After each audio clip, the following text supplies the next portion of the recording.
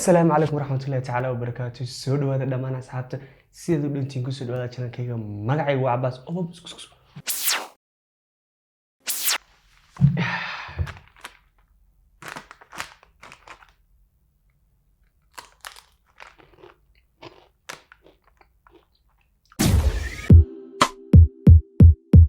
Hawbadi badoha babi khalabay ilo Hawbadi badoha babi khalabay ilo walayhi yatime agwatime ahati sidan kuwegeye.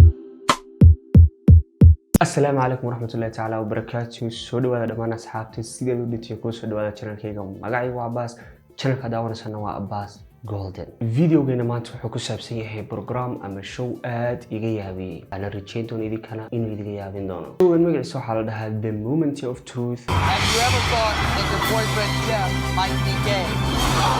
Blame your father for tearing your family apart. Is there a part of your husband's body that repulses? waxaana markiisa iska lahaa waddanka Mareykanka. haddii aan idin sharaxo showgan waxaa lagu casuumayaa qof waxaana la weydiinayaa su'aalo ay adag tahay inuu ka jawaabo yani khuseeyo noloshiisa burburin kara noloshiisa xataa nolosha qoyskiisa. How you feeling? A little nervous, but I'm ready to win some money. Well, good. I'm ready to help you. Are you going to be able to tell the truth in front of all of America tonight? That's my goal, man. There are 6 levels of questions. The further you go, the harder the questions get, but the more money you can win. You know you can quit at any time and take the money, but once you hear a question, you have to answer that question. If you're caught lying, Ty, you lose everything and the game is over. Ty, you're not only here telling the truth in front of all of America, you're also here telling it in front of your family and friends. So let's take a moment to see who's come here tonight to hear you tell the truth. I'm Katya, Ty's wife. I'm April, Ty's friend. Martez, Ty's friend. Welcome to all 3 of you. Only 21 questions separate Ty Keck from $500,000, but the road through those questions can get very personal. Are you ready for this? Yeah. All right, you ready? Let's do it. Let's get to it.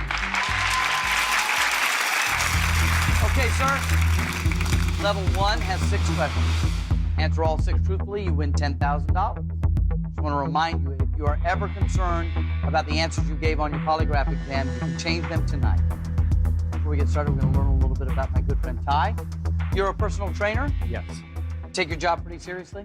Very seriously, yeah. ku xisaabtana su'aal kasta waxay ugu fadhidaa qiimo lacag oo waliba aad u fara badan. su'aalahan wuxuu ku heli karaa ama ku guuleysan karaa boqolaal kun oo dollar mararka qaar milyan. sababta waxaan oo lacaga loo dul saaray su'aalahan ayaa waxay tahay su'aalahani waxay khuseeyaan qofkan noloshiisa suurtagal ah inay burburiyaan. waana su'aalo xasaasiya yani su'aalo private ah ma ahan su'aalo iska caadi. inta waxa sii dheer qofkan inta ay u socdaan su'aaluhu waxaa loo soo fadhiisinayaa hortiisa haddii uu dumar yahay ninkeeda ama saygeeda haddii uu rag yahayna xaaskiisa familkiisa asxaabtiisa intaba. Your family and friends. So let's take a moment to see who's come here tonight to hear you tell the truth. I'm Katya, Ty's wife. I'm April, Ty's friend. Martez, Ty's friend. Welcome to all 3 of you. Only 21 questions separate Ty Keck from $500,000, but the road through those questions can get very personal. Are you ready for this? Yeah. All right, you ready? Let's do it. Let's get to it. Okay, sir. Level 1 has 6 questions. Answer all 6 truthfully, you win $10,000. Just want to remind you, if you are ever concerned about the answers you gave on your polygraph exam, you can change them tonight. Before we get started, we're going to learn a little bit about my good friend Ty. You're a personal trainer? Yes. Take your job pretty seriously? Very seriously, yeah. Question 1. Have you ever canceled an appointment with a client for being sick when you really weren't? su'aal kastoo la weydiiyana waxa uu uga jawaabayo waa ay daawanayaan. su'aashaas marka la weydiiyo marka uu ka jawaabayo waxa test gareynaya ama check gareynaya jawaabtiisu inay sax tahay machine ku rakiban isaga. sida ay wax walba u dhacayaan aan idiga tuso in yaro review. Have you ever admired yourself in the mirror after taking a shower?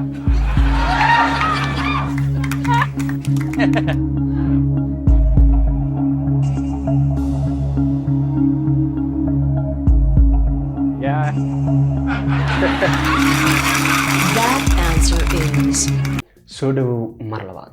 sida aad aragtay showgan su'aalaha la isku weydiinayaa waa su'aalo aad u adag balse qofka marka hore imaanaya waa qof ku talagalay inuu ka jawaabo su'aal walba oo la weydiiyo noocay ahaataba. mararka qaar waxaa lagu casuumayaa laba qof oo mid kastaana waxaa la weydiinayaa su'aal khusaysa qofka kale. يعني سؤالهنا lacagta ku qaadanaysa waxa ay ka reebi karaan qofka nolosha la wadaagtay, waxa ay kugu diri karaan familkaaga, ifan noloshaada ay burburin karaan.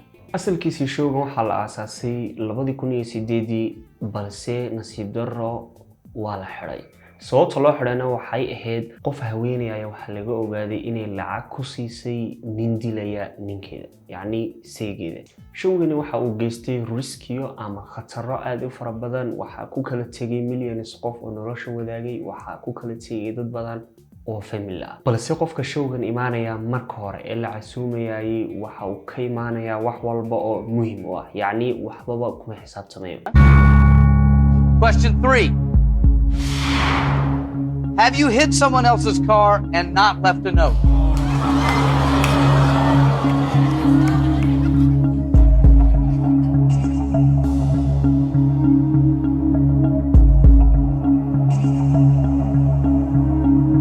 Yes, I have.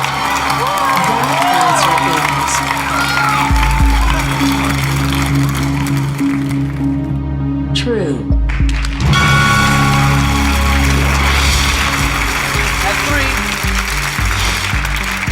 3 more, $10,000. What kind of car did you hit? Well, there's probably been more than one, but Get back to you in a second. Let's go talk to family and friends for a moment. Katya, you're excited about today? Very excited. Not nervous at all? Yes, I'm nervous. I don't know the answer, so I want to know. You do have some control. If I ask a question and you don't want to hear the answer, quickly step forward and hit this button. You hit that button, I won't allow him to answer the question that has just been asked. We will replace it with a new question. You can only use it once, though. Also remember that the question I replace it with, I have no idea if that's going to be better or worse. Okay? Okay. Well, then let's continue, shall we? You've got 3 right. Now you're on your way to $10,000. We talked a little bit about you playing football. You were a professional football player. So I assume you obviously play college football. Where did you play? I played at the University of Cincinnati. Bearcat. Yeah, great school. muuqaalkiinuna maanta intaas ayuu ku egyahay. fadlan dadka heshay muuqaalka like gare, haddii aad nagu cusub tahayna subscribe gare. inta aan muuqaalkan muuqaal la mid ah ama ka sii xiiso badan aan idiga soo diyaarinayna waxaan idiga tagayaa sidaas iyo